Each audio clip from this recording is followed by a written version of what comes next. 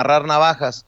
Solo tal vez muchos veríamos en el presidente Andrés Manuel López Obrador un presidente, un primer mandatario que le da su lugar a las Fuerzas Armadas sin, pues, sin cheque en blanco, en una cuarta transformación en la que el presidente ha hablado que las Fuerzas Armadas no se utilizarán para reprimir al pueblo, César.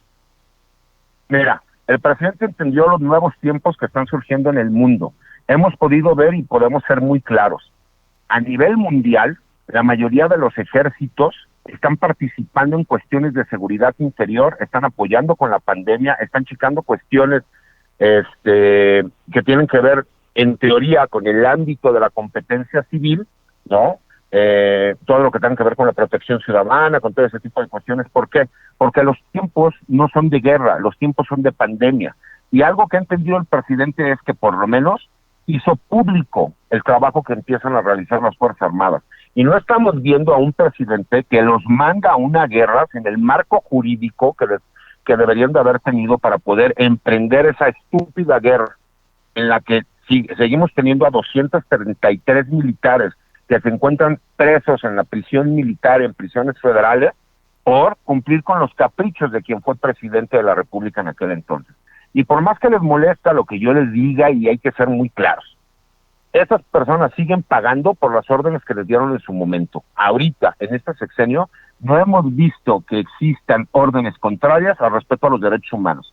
Se ha tenido transparencia para decir en qué están trabajando, y si alguien comete un delito, tiene que pagar por el delito o la omisión que se haya realizado. ¿Eso les molesta? Pues por supuesto, porque la Secretaría de la Defensa Nacional y la Armada de México no se ponen a hacer un negocio como lo harían entre particulares, como todos los casos de corrupción que hemos estado viendo, que un negocio de una empresa que vale $40 millones la venden en $500 millones, ¿no? Y por poner un ejemplo muy sencillo como ese, hay cientos. Aquí la transparencia se da sobre todo, y si alguien cometió un error, ese error se tiene que pagar.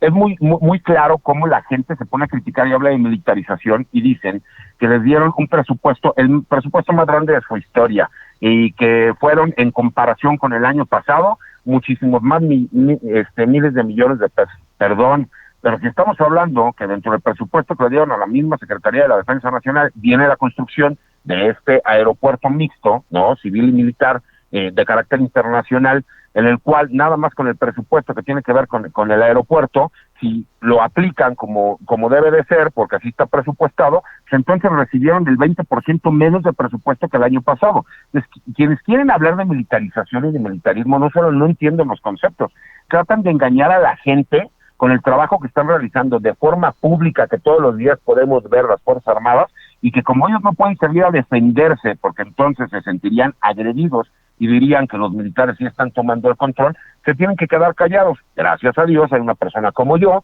que me he dedicado toda mi vida a la defensa del personal militar, no de la Secretaría de Defensa de la Armada de México. Yo he defendido toda mi vida al personal militar y conozco a la Secretaría de la Defensa desde su interior, desde lo más pequeño hasta lo más grande. Mi querido César, estamos viendo en estos momentos